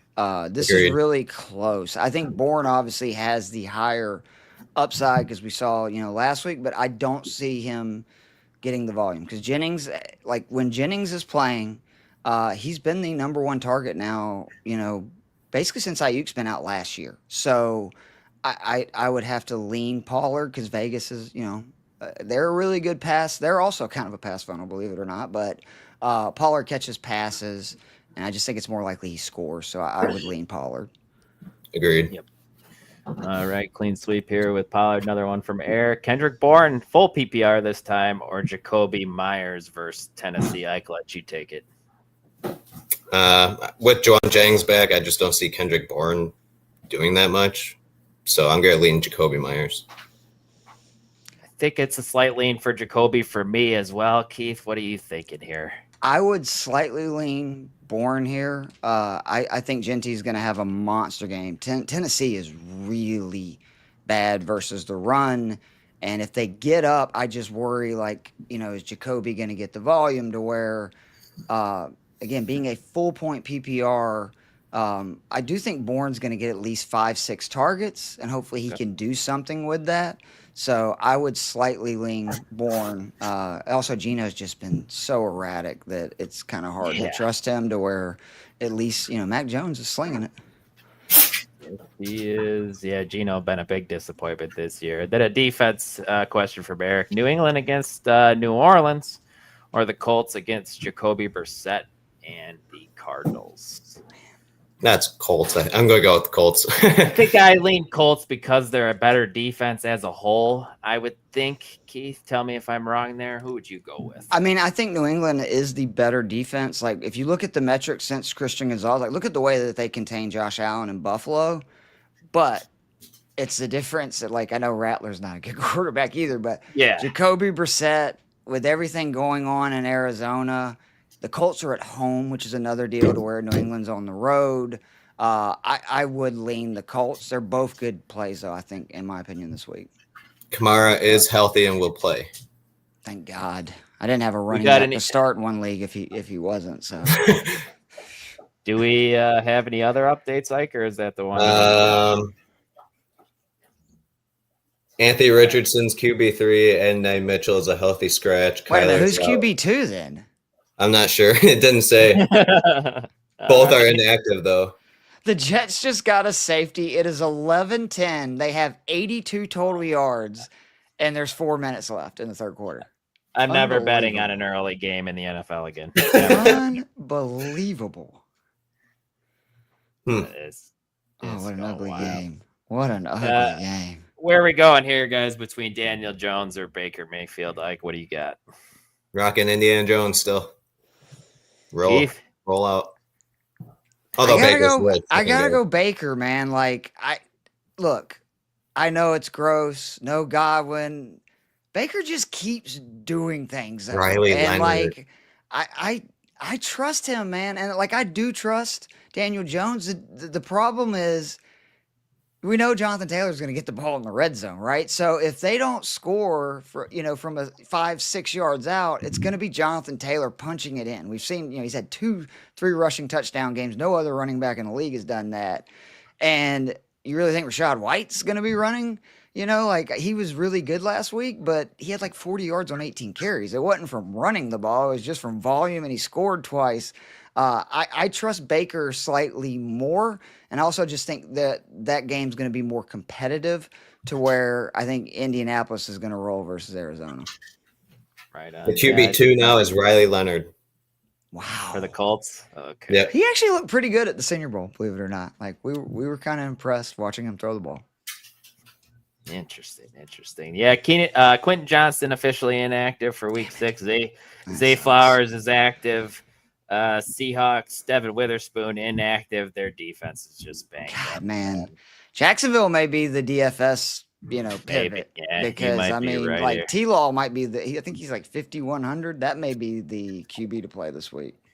Ike said Alvin Kamara's active. Christian Gonzalez, big defensive question here. He's active with the hamstring. Nice. Jatavian Sanders is inactive. Maybe even more wheels. Maybe more wheels up for Tetaroa here. Hopefully he gets his first. That's career bad touchdown. news though for matchup. Bryce, who I really liked in DFS. I thought he was going to get both Coker and Sanders back, and I was versus Dallas, who's the worst pass defense league. Let's go. And now it's with the weather and that, I'm going to be fading them. And then Jalen Ramsey is active for the Steelers this week, so good thing for their defense. Got a question here from Chad. Pick 2 flex. Romeo Doubs, Josh Palmer, Kendrick Bourne, Torrey Horton, Pop Douglas, Mitchell Evans, Terrell Jennings. I mean, Bourne's the definite, right? At least Yeah, and for Romeo me. And then I go Dobbs, right? Dobbs, And then I Dobbs guess. would be the other guy, Yeah. that I think that I feel good with. Only concern with Green Bay is obviously I think they're going to roll as well. I think it's going to be a heavy Jacobs game, but we've seen that, Dobbs can catch passes, he's a touchdown just on 2 scorer right catches. now in this offense. So yeah, And then from Bryce, Drake May or Ooh, Jaden now Daniels? that's a good question. Yeah, yes, it is. For me, I'm just gonna keep rolling with Jaden Daniels. Yeah. That's gonna be my take. Yeah, I think go Jaden. matchup's still good as well. I love Drake May so much, but sitting Jaden Daniels versus the Bears, I think, and it's also a Monday night game. Like Daniels has seemed to rise to the moments, right? Like on national stages over and over again. So, yeah, I'm going to lead Daniels. Guys, and this is an interesting one. What do we do here with this backfield if we had to choose one? Do we start Zonovan Knight or do we go with Michael Carter still? I think Michael Carter will get the pass catching now, and Bam Knight will be the in-between type dude and probably the goal line. So depends on what league you're in. PPR, it's basically washed. If it's anything lower, half PPR, it's Bam over him. I think that's a decent way to put it. Keith, where would you go? Yeah, I actually think that was perfect. Synopsis that if it's a PPR, half PPR format, I would play Carter. And maybe you get the benefit of Bam's getting the early down work, but we saw Carter get the red zone touches anyway. So maybe he's the pass catching back and gets, those goal line carries. So, again, if it's PPR, I'd still lean Carter. It's not a great deal though, either way. I don't expect, again, Jacoby Brissett, I went back and looked. He's not been as good as I remembered. Let's put it. I'd like to know what he targets. Like, does he target tight end a lot, or is it the running back? Let's put it this way: he didn't have more than 200 passing yards in his last 6 starts, so he's not really targeting anybody. Because I was like, man, this could be a DFS play, and I started looking. He's like, he scored 4 points in this game, 6 points, so and it's like, ooh, not a DFS play this week. No. From Kevin, full point PPR. It doesn't matter for the quarterback here, but we got Stafford or Sam Darnold. We just go Darnold here to avoid the weather with Stafford, or are we still comfortable playing Stafford in a really good matchup? I think I'm going to go Stafford still. Okay. Keith? I think I'm going to go Darnold. Again, I'm not going to, knock anybody for starting Stafford. He's been incredible. The Rams are so good. The Ravens are terrible versus the pass. I just concerned about the weather and the game script, right? Like those are the two things that really concern me to where I think Jacksonville, Seattle, we saw it last week with Seattle, Tampa, right? Like just points. Mm-hmm. And Jacksonville is not good versus the pass. That's what, Seattle has been really excelling at. And then again, with Seattle's secondary, I think Jacksonville's going to score points. So I like Darnold slightly more because of that. But again, if you want to start Stafford, like I totally understand that. And he could end up having a huge game. Puka could end up having 200 yards in the first half, for God's sakes. Yeah, I'm okay with that as well. Wide receivers, Zay Flowers, Travis Hunter, Cooper Kupp, or Luke McCaffrey. I already have Garrett stinking it up on my bench. Zay Flowers, Travis Hunter, Cooper Kupp, or Luke McCaffrey. How many are we supposed to pick? I think just one. Oh. I'm Cooper, going Flowers still. Yeah, I'll go Zay. It's not pretty, but I think that's the right play still as well. He still got targeted a lot last week. And again, if it's what I'm thinking and they're way down, it's going to be good for Zay Flowers. Yeah. From Dion here, Jordan Love, Matthew Stafford, or Jared Goff. Jordan Love gets a great matchup against the Bengals. Who do the Lions get today? They got the Chiefs. Lions get the Chiefs. Great game there. Chiefs are another pass funnel. Like they are very, very good versus the run. I think they're like 7th DVOA, but they're 25th versus the pass. It could be a shootout in that game. Yeah, so I like Goff. I think I kind of want that. Yeah. Again, because of the concerns just with the weather and everything. I mean, Stafford's that's going to be the funny thing this week for DFS and everything. If the Rams end up playing the way they should, all those guys, are worth it. But is that what happens with the weather, and can the Ravens score points to keep it competitive, et cetera? Bingo. Yep. From Taylor, we got Bam Knight starting. Does he bench Michael Carter for Jamison Williams or Travis Hunter a full point PPR? I think he just played JMO. It hasn't been cute. Chiefs do play a lot of man, though, which we talked about this. What was it, week 2, where he had that monster game versus the Bears? Yep. JMO by far is the best versus man. We said, could be a shootout. Yep. Chiefs do play a good bit of man, so he's going to have some opportunities to make some plays. And then Sean, this was just an overall question from Sean. I think we touched on it pretty good already. Keith's still in on Kedrick board here, Yeah. Sean, even with Jennings being questionable. So he is, and I agree. I think he's a fine flex play this week with a decent all floor. their passing options, they're going to have to throw the ball to move it on Tampa. So I think that all their, they don't have a lot of guys. It's literally CMC, Tongs, Jennings, and Bourne. That's it. So I think they're all going to get at least decent volume. No doubt there. The full point PPR, Bam Knight or Darren Waller at the flex here. Do we go bully tight end, or are we comfortable going with Bam Knight? Ike, what do you got? I'm gonna go Waller. Waller the baller. Okay. I hate the reports, right? Like, we don't know what Bam Knight's role is going to be. This is all speculation. Yeah, he might not even. We know Waller is going to play and has been pretty focal point the last couple of weeks with Tyreek Hill out. So I'm real nervous about Bam. I feel way more comfortable about Michael Carter because we know he's going to be involved. We saw what he did. This is just a report. It could be, 100% accurate, but until I see it, Right. I have a hard time, diving into that. Totally fair there. From C-Dub, Juwan Jennings or DJ Moore? We might have already answered this one. We did. Or no? We said Juwan. I But like DJ Jennings Moore again. could Yeah. have a game. It's a great matchup for Moore. I just, again, pass funnel, first DVOA versus run, 27 versus pass. So Jennings is probably going to get at least 7-8 targets. Right. From Steven, projected to barely lose this week. Does he hope for a J-Mo boom week or put in Trey Tucker or Sterling Shepard in the flex? PPR, thanks. Believe it or not, the safe play here is Sterling Shepard in PPR. He's one of my favorite DK plays this week at 3,800 because, again, with no Godwin, and the Niners have struggled with slot receivers, which I'm assuming Sterling Shepard will be in the slot. That's not something really Ibuka has done. He's been their outside receiver predominantly. But I do, again, both J-Mo and Tucker are huge boom potentials because they're, two of the bigger play receivers in football. But if you're talking about barely losing, I usually go with the safe play. And I know it sounds crazy, but I think it's Sterling Shepard. Let's get crazy, man. Let's go Sterling Shepard. Him and Baker have a good chemistry, too. Played together at college. All the way back. Yeah. So I'm fine going Sterling Shepard here. Why not here? He's a great DK play. J-Mo I and think he's Tucker are 3,800. both so similar players, too. So it's like, might as well just go Sterling Shepard and just roll the dice. Love it. Let's go, Steven. We're going to go Sterling Shepard here with that. Good luck this week. From Kevin, we got Standard League. It's quarterback anyway. Stafford or Drake May. We get a lean Drake here? Yeah. 10th fantasy points per game, 5th in expected fantasy. New Orleans, they've allowed at least 2 passing touchdowns every game this season and 250 plus passing yards in 4 or 5. So let's go, Drake. Yep. From Jody, Bam Knight or Travion Henderson? No Antonio Gibson, done for the year. Oh, I didn't know that. Is this the week we got Travion Henderson? I mean, I don't know about that, but I still stand by what I said about Bam Knight just a minute ago that, I just don't know what he's going to, do. It's a report. You would assume Henderson's opportunities are going to go up, knowing that Antonio Gibson is now done for the year.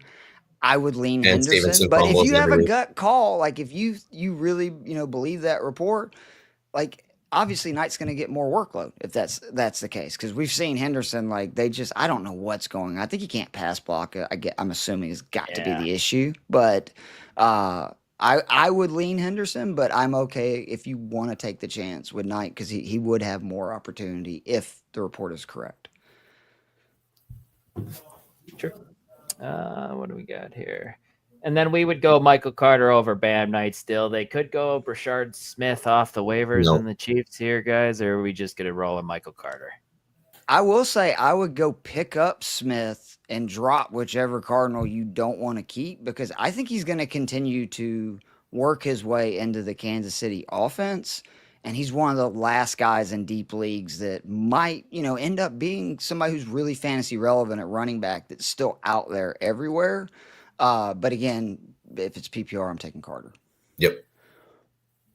Love it. Garrett Wilson just fumbled in this game, guys. So short field here. So now he's got no points. It was a weird play too. He's not happy right now. He got in an argument with the coach and everything too. So It's not good, man. I wanted Justin Fields to be a thing when a passing offense, man. But I mean, this is a tough matchup, though, in his Yeah. defense. Like, I keep reminding people that, he's been pretty good in games that have not been versus really good defense. Denver, I think, is the best defense in the NFL. Yeah, it was Surtain who forced the fumble, too. That dude's just good stuff. Good that dude's stuff a there. stud, man. Yep. Where are we going? Trying to find another question here. Defensive question from Hayden. We got the Commanders' defense against the Bears, Tennessee's defense against the Raiders, Jacksonville's defense against Seattle. Jacksonville's defense been really, really good this year for fantasy. They have 5 more turnovers than any team in the NFL, which is wild. That's weird. That is wild. We're 5 weeks into the season. They have 15 turnovers. That's nuts. Who would have thought that? Do we go Tennessee here? Go Tennessee here with Geno turning the ball over left and right, or are we still shying away from them because they kind of stink? I mean, again, it's a question of what are you looking for, right? Are you looking for a defense that could potentially score a bunch of points? I mean, that could be Tennessee, but I can't not start Jacksonville. Like, if you have Jacksonville and they have 15 turnovers, like, until they stop doing that. Yeah, that's right. Fair. It's a trend. You know what I mean? Like, so I'm going to keep, rolling with Jacksonville. They also get a few sacks here and there. Like, and we see every year a team do that where they just become the turnover team, right? Like, I know they're random, but some teams are just good at, turning finding ways to make turnovers. It's wild. Yeah, I'm all right with that. That's probably the safer play than going for a matchup against a quarterback who turns it over, but your defense stinks. Joe Matz loves Tennessee, though, on DK, by the way. They're 2,400. And, well, I mean, just for what you said, Geno has just been throwing it to the wrong team left and right. So yeah, it's been weird. This is a good question here from Tony. Rico Dowdle, Jalen Warren returning from injury at the flex. Keith, what do you got here? I mean, I got to go with Rico Dowdle. It's a really tough matchup for Jalen Warren. I do like his upside in, PPR formats, but I mean, now that Dowdle, he's going to get a lion's share. And what I really like is whether they're up or down, remember that Chuba Hubbard was living as a receiver. Like, he was so bad, running the ball. And I know I took shots at Miami, but Dowdle did, again, have the most total yards, the most broken tackles, the most, runs of 15-plus yards, and the most yards after contact in his first start in a revenge game. I know this means a lot to him. I'm going to go Rico Dowdle. By the way, guys, looks like the Garrett Wilson fumble was overturned. Incomplete. Yay! So now he's just got the 2.6 points instead of. And Anthony 0.6 Richardson points. hurt his eye, and that's why he's inactive. Of course he did.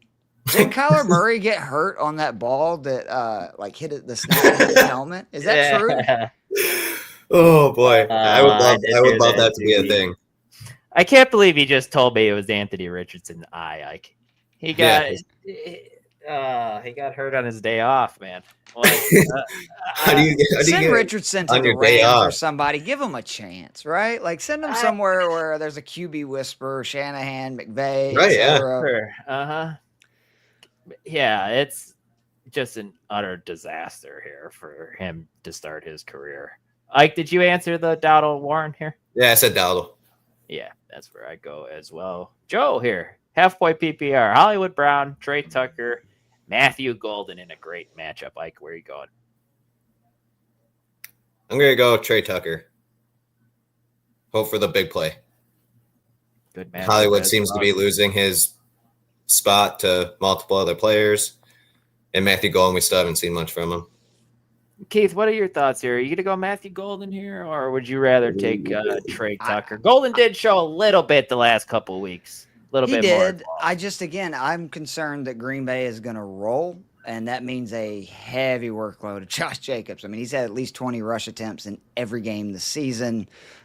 So I think Trey Tucker, what's nice about Tucker right now is Geno's just not freaking terrible. And I'm talking about awful. Even last week, I think he scored 10 points in a PPR format. So Tucker has actually been seeing enough volume where I think he's a relatively safe play to get you at least 6 to 10 points in PPR. But with the added bonus of we've seen he can make huge plays. And if Genty has a game I think he will today, there's going to be opportunities in the play action where we know Geno is not afraid to take a shot down the field.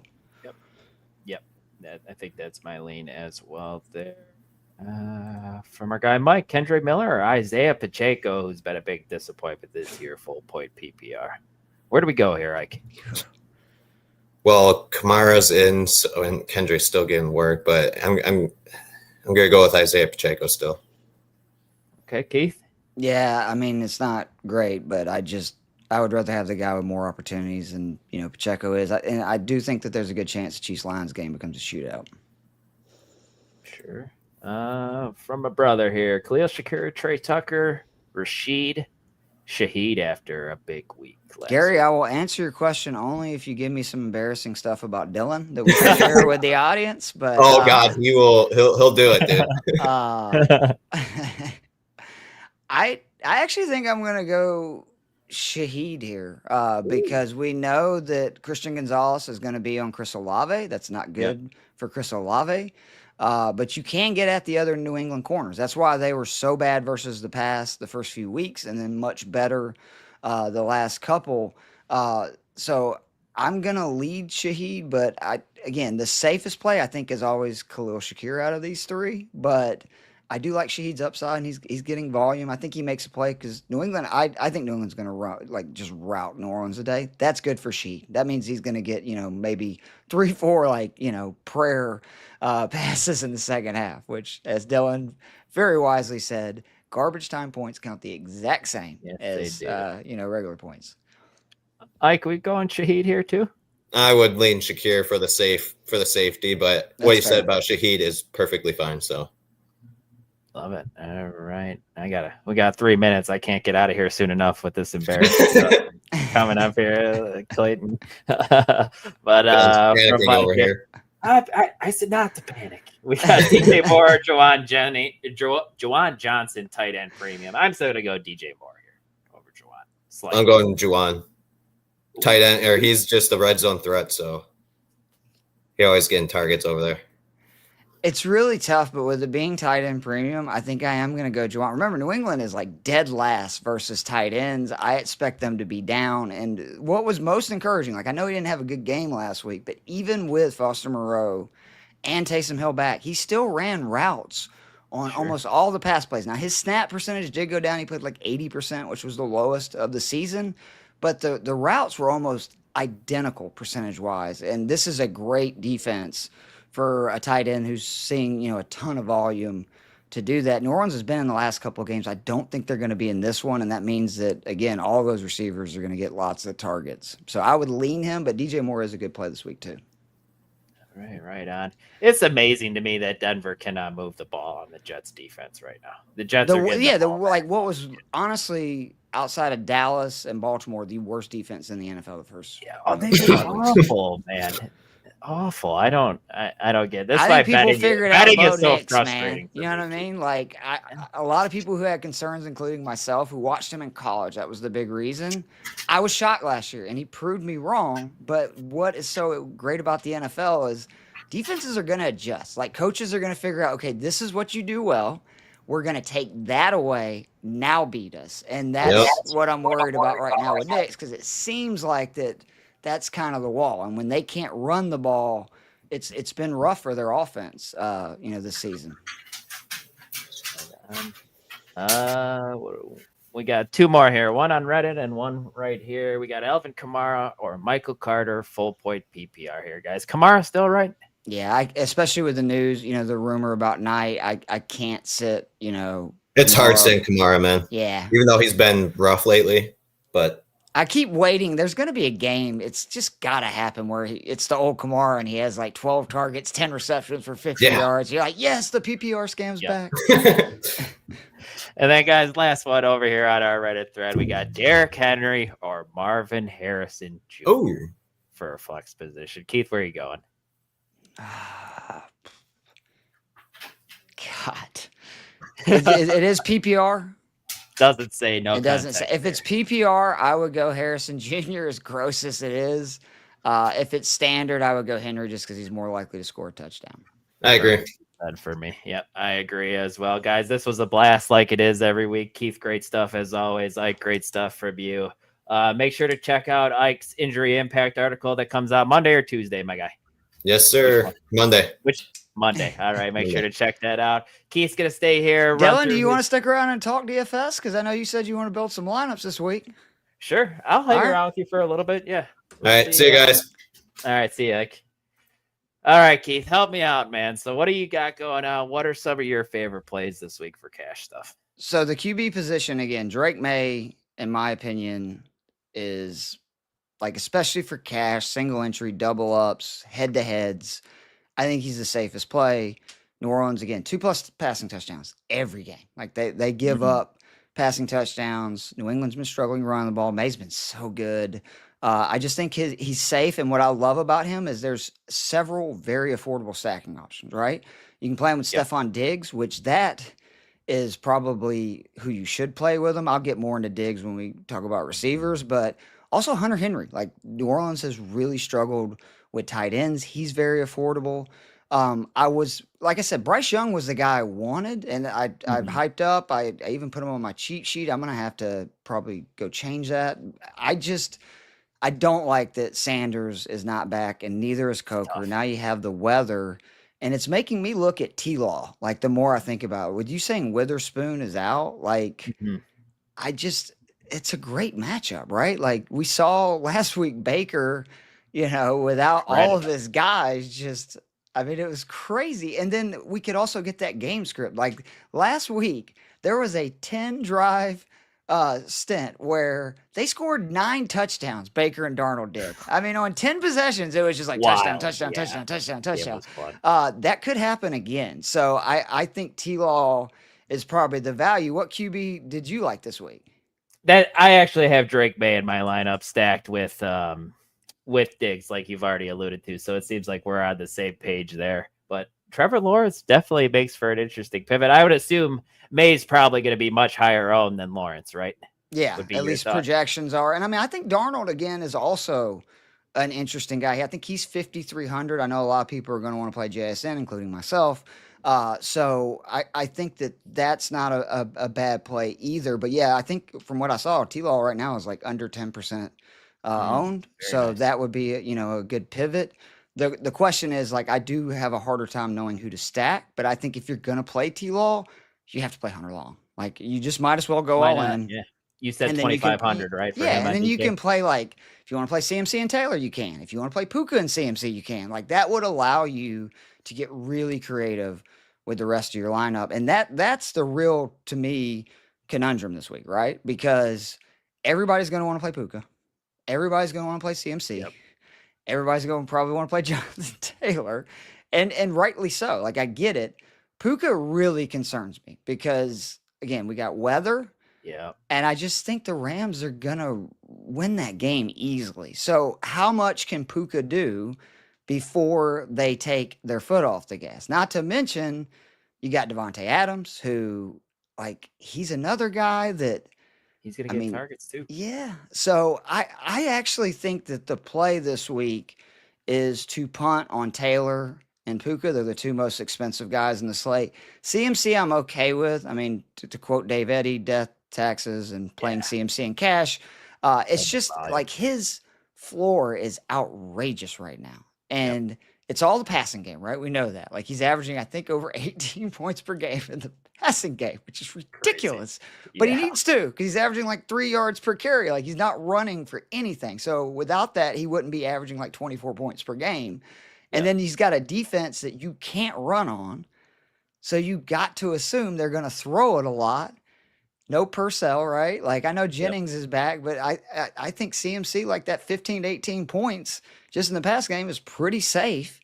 And then, if he falls in the end zone, he's going to get close to his 3X. So I do really like CMC. I think Jacobs is probably the best value of the expensive guys because he's just getting all that volume. Bengals are really bad versus the run. They're giving up over 130 yards per game.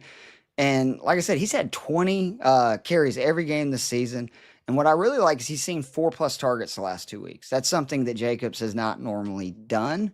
Sure. But I think the real value, and this is what everybody's probably trying to figure out, is what running backs in this like 6K, high 5K range should you be playing? Because there's a ton of good action. I went with Judkins and That's- Dowdle, Keith, were the two guys that I went. So what are you? What's You're your a thoughts very there? smart man. The Judkins, again, like to me, that is him, Diggs, and Ferguson are the three guys that are in like every lineup I have. And like I don't know. Like I get it's the Browns, and people are like, oh, rookie quarterback, whatever. This dude is unreal. Like he's had 62 carries the last 3 weeks. There's no running back in the NFL with more. He turned those 62 carries, by the way, into 286 rushing yards and 2 touchdowns. He scored 16.5 points or more each week. So he's kind of right like his 3X number that you want. We need 18 points. Yep. But the big thing, again, 39% of the Browns' opportunities in that span, only CMC and JT have had more, and they're so much more expensive, like so much more. And he's up to 7th in expected fantasy points, which is a big deal for me. And then this Steelers run D, I know they've looked better the last couple of weeks, but do not forget Breece Hall and Kenneth Walker torched this defense. And I think that they're better. I think he's better than those guys. So I really like him. The Dottle, same thing, like weather game, the volume. He did a lot of good stuff. The other guy that I think is going to be, a little under-owned is Kyron Williams, who, because everybody is looking, Puka and Stafford and all this, I just kind of have a feeling it might end up being, we're going to run the ball. They get up early, and then they're just going to pound the rock. And he's top 6 among running backs in weighted opportunities, carries, snap percentage, rushing yards, red zone touches, expected fantasy points, and touchdowns, and then also top 10 in fantasy points per game, route runs, and opportunity share. And then most importantly, we were worried about Blake Corum eating in to his playing time. And then all of a sudden last week, he went back to playing 90% of the snaps. And then the bigger thing is now he's running routes on 65% of the passing plays the last 2 weeks. That's something he was not doing all the time. So, that means he's in there. So even if it is something where they start throwing it all over the place, he's going to have opportunities that way, I swear. I don't think I can go any cheaper than Dottle. Like if it's GPP, Haskins and Vidal are very interesting to me, like very interesting plays. And Rachaad White is another guy that is interesting to me because if San Francisco, again, is able to slow down the run, he's still going to be involved in the passing game. Obviously, we know that. That's what Rachaad White does. And if San Francisco can't slow down the run, that's good for Rachaad White as well. So, he is one guy, too, that I think is being under-owned and not talked about enough that could have a big game. He's just a very safe play. The receiver position, where are you at? Can you play? Do you feel comfortable playing Puka? Not with the weather, man. I can't. And that price, he's 8,900. Yeah, I know he's unbelievable. Expensive. Good God. That's I know he's had 10 receptions or more the last 2 games. And he's the best receiver in fantasy, best receiver in football. But eventually guys reach a price where you have to go, well, wait a minute. He's got to score 27 points, basically. What is it? 26.7 or whatever, 6 to get to his 3X. That's a ton against I know it's a really bad defense, but against a team that I don't think can score points that's the bigger issue. So JSN for me is just lock it down. And actually the receiver position, I'm not going to lie, there's 3 guys that I have in almost every lineup. JSN's one where again, he's 1,100, cheaper than Puka. He's 30% target share, 50% of Darnold's air yards. And I talked about how good Darnold's been throwing it down the field. Yep. And then this is a Jacksonville team, 250 yards per game through the air. 7 different receivers just over their last 2 games have caught a pass of 20+ yards. They give up big chunk plays. And JSN, I believe, has had 2 40-yard receptions just in the last 2 weeks. Diggs, I just want to say again, Diggs should be in every lineup at this price. Yep. At this price, if you believe in value, there's no better. So I just want to make sure I got this right. The last 2 games, 19 targets, 16 receptions, 247 yards, 46.7 points. But it's even more impressive than that because 6 yards per route run, 39% target share, 44% of the first read targets, And oh, by the way, he's also 4th in separation rate and 5th in route win rate over that stretch. He's now 3rd among all wide receivers in percentage of targets per route run at 28%. And again, those only 2 guys ahead of him, JSN and Puka, are at least $1,600 more. Puka's like $3,000 more. Yeah. Wow. And he's indoors, right? Like, he's not having to worry about any of this East Coast. So, like, he's a lot for me.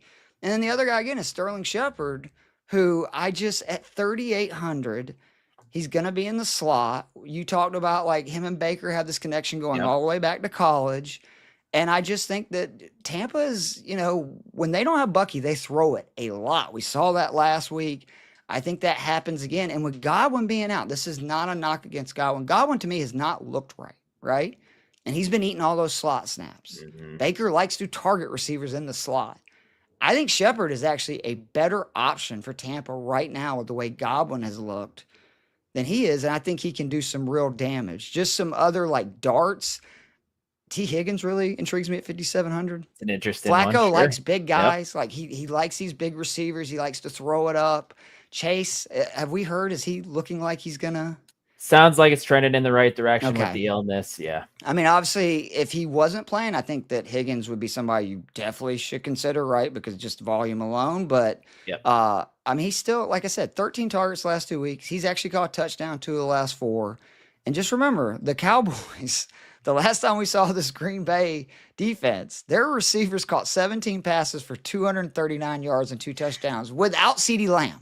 So, the question's going to be, can Cincinnati's O-line hold up against obviously that pass rush? And I get that, but I think that's safe. Again, Jennings and Bourne, I think, are both very intriguing plays because of Tampa first DVOA versus the run, 27 versus the pass. And then the other guy I just want to mention is Isaiah Bond at 3,700. He's the other guy in that 3K range that, I mean, like 14 targets the last 2 weeks. His targets have gone up every single game this season. We know Tillman obviously is out. Judy, I don't think Dylan Gabriel can throw the ball to on the routes that Judy runs. Like, I don't think Gabriel's the guy that's going to be, you know, chucking it down the field, which that's what you need with Judy. And so that means Bond's going to be the guy, right? And Pittsburgh's allowing 8 yards per pass play. And Current allowed the 3rd most passing yards per game despite facing both Justin Fields and Carson Wentz in half of their games. So, not trying to be mean, but those are not, you know, guys that I would think are that. Is there any receivers that you think you want to talk about or that are interesting to you? Well, you touched on Ibuka. That's who I had locked in. I had Diggs in my lineup. He is the other guy. Yes, Ibuka is, I think, a smash play. He's a really good price point as well. Love it. Yeah, just 7,200 on DK. I feel like he should be close to an 8K receiver at some point here pretty soon, Keith. I know we're switching back positions. This might throw you off a little bit. I don't care. No. Sorry. I'm a little bit intrigued with Chase Brown. I know it's been gross to start. Obviously, it's been gross, but I'm intrigued what he's going to do in the passing game. Joe Flacco, Keith, at his age, is really like to check the ball down. Earlier this season, we saw Dylan Sampson catch all those passes in weeks 1 or 2. And with the pass rush of the Packers coming, maybe he's got to get the ball out of his hands quick. And maybe that safety blanket is Chase Brown. Could he see maybe 5, 6, 7 targets in the passing game? Man, I had not even considered that, but that's a good point. Because, my main thought, unfortunately for Cincy, was like, you're right. He likes to target both tight ends and running backs, especially under pressure. The problem is Cincinnati doesn't have a tight end you can trust, right? So, like, that's out the window. But the one thing that we've been saying about Brown that is positive thus far this season, he's still out there all the time. He runs routes on, like, all their passing plays.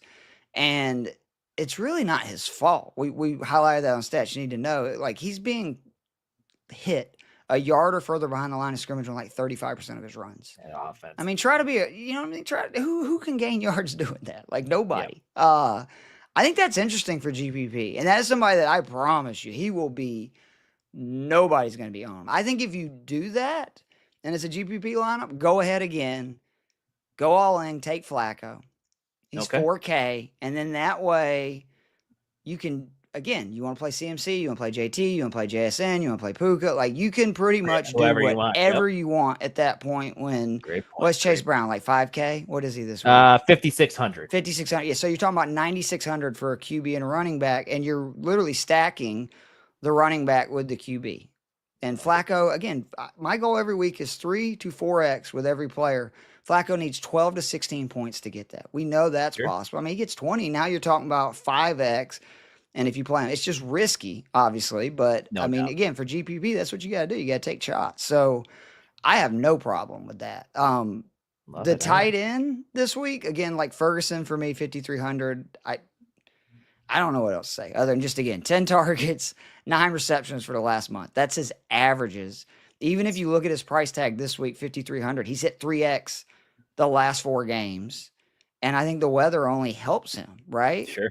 Not to mention this is a Carolina D that number 1 tight ends just in their last 4 games, 17 receptions, 234 yards, and 2 scores. So they struggle with tight ends anyway. Ferguson, again, he's right there with Diggs and Jukins that just like they're in basically every lineup this week. I do really like Njoku this week as well, 3,500. It was interesting last week that like you would think I was all over him because of Flacco and their connection. Okay. It didn't go well. And it's just wild that like Dylan Gabriel becoming the starter and all of a sudden he has a season high in targets. He has a season high in receiving yards. Man. He has, he scored his first touchdown. And then the other thing was just his offensive snaps. He was actually on the field for 67 of 70 snaps, by far his highest percentage of the season. And what's really encouraging is Coach Stefanski said that he wasn't praising the great game he had as a receiver. He was praising how good he was blocking in the run game and in pass protection. What does that mean? That means he's going to be on the field more. No doubt. Yep. And it's a great matchup. Pittsburgh is really bad versus tight ends. Gabriel, again, 39% of his targets last week went to either David Njoku or Harold Fanning. That's 15% more than what the targets were going to the tight ends when Joe Flacco. So, and then again, Steelers, just in their last 3 games, 155 yards and 3 scores to opposing tight ends with 14 receptions. Right. So, and then, like I said, the punt play for me is Hunter Long this week. There's a lot of plays at tight ends, though. Like, Tongs, go for it. Like, I think that makes a lot of sense. Juwan Johnson versus the Patriots, I think that makes a lot of sense. Again, Hunter Henry. Like, there's so many good tight end plays, but Long is the only one that's under 3K that I'm like, yeah, I feel good about. He's 2,500. Again, like Seattle's, like, they're just a mess right now in the secondary, like the back end of their defense. He's the only Jags tight end that had scored any touchdowns, and he had scored twice. And that's with him not really playing that much, right? Like that's with Brenton Strange running most of the routes and stuff. Now he's gone. And then again, Seattle's allowed 3 touchdowns to tight ends just this year. So I think that's like the punt play. And I am okay with playing bully tight end this week. Like, because I only if you play Ferguson, let me add that. Because Ferguson at 5,300, like, tell me what receiver or running back is getting the volume he is. Not many, man. Right? Puka. So I think if you play him as your flex, that makes sense. Why like not? he, Yeah, he's like a receiver basically. I mean, he's basically like a number 1 receiver on a majority of teams with 9 receptions and 10. And it's not a small sample size. That's a month.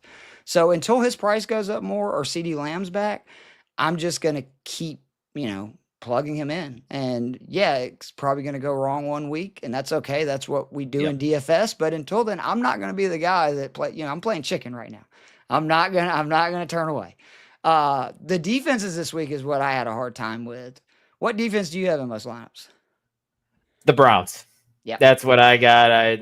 Good pass rush. Defense is pretty legit, man. Steelers offense isn't going to blow us away with anything. Rodgers can't move out of the pockets. Should get sacked a couple times. Might not turn the ball over, which could be an issue here if you're looking for a boom play at defense. But that's who I got in my lineups is the Browns. They're 2,500. Yeah, it's. I mean, are you also of the philosophy of just like with the defense, because it's so random? You just got to go down to like 26, 2,700 below. And just take whoever you feel comfortable with, right? Yep. That's where I'm at. I'm with you. Like Cleveland, again, 3 sacks or more, 4 or 5 games. Myles Garrett has the highest pressure success rate of any, defensive end in football. And then quietly, the Steelers the last 2 weeks, 9 sacks for Aaron Rodgers. And the other thing is, I do think there's a chance for turnovers because Rodgers has reached a point in his career where he does not want to get hit. And that is like Sure, yep. apparent. And so that could lead to some dangerous throws, right? So I think that there is a chance for that. Clayton, by the way, a great point, and it was one of the tight ends I did not mention. Tucker Kraft has one of the highest upsides of any tight ends there is this week. The only concern I have for Kraft, like for cash, is again, I see that being a script where Green Bay is up. 14.5 points You know what I'm spread, saying? Yeah, like it's just a lot of running, a lot of just kind of running out the clock. Kraft's, best games this year have been in games that like they've won, but it's been competitive. And I don't know if that's going to be the case. Joe Matz does like Tennessee. You talked about it. Yep. Earlier, it's just, that's a Geno thing, right? Like Geno can't stop turning the ball over. So why would you not want a defense? And Joe made it also the point that like Tennessee just has had a really brutal schedule just in general. They've played some of the best teams in the NFL. They've fallen behind, right? Like, and it's tough to score points that way in defense. The only concern I have, and it's the one guy I forgot to mention that I do really like this week, is Ashton Genty. He's 6,900. Tennessee is awful versus the run. And if Geno can just not turn the ball over, I think he's going to have just a monster game because they're going to keep feeding him. That Titans give up a lot of passes to running backs as well, which is something the Raiders have done more and more, which they should. It's like you want to get Genty in space. Like that's where he is just incredible. I do think he is a pretty safe play as well, but it feels like to me it's one of those weeks where you probably want to play 3 running backs.